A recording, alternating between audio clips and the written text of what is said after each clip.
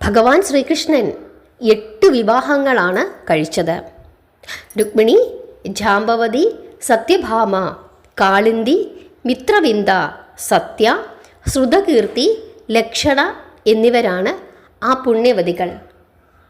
അങ്ങനെ 8 മല്ലാക്ഷിമണികളെ മല്ലാരിയായ കല്യാണകൃഷ്ണൻ പത്നിമാരായി സ്വീകരിച്ചു.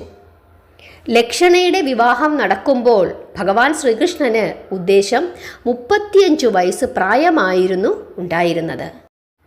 അതിനുശേഷം നരകാസുരൻ തൻ്റെ തടങ്കലിൽ പാർപ്പിച്ചിരുന്ന 16,000 കന്യകാരത്നങ്ങൾ കൃഷ്ണനെ വന്നുകണ്ട് താണു തൊഴുതു വണങ്ങി തങ്ങളുടെ സ്നേഹത്തെയും ഭക്തിയെയും നന്ദിയെയും പ്രകടിപ്പിക്കുകയാണ് ഉണ്ടായത്.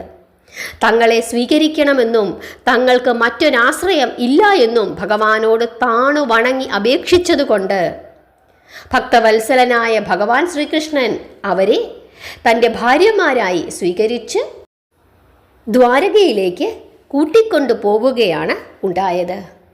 ഭക്തവത്സലനായ ഭഗവാൻ അപ്രകാരം ചെയ്തില്ലായിരുന്നു എങ്കിൽ ആ യുവതികൾക്ക് ആത്മഹത്യയല്ലാതെ മറ്റൊരു മാർഗവും ഉണ്ടായിരുന്നില്ല.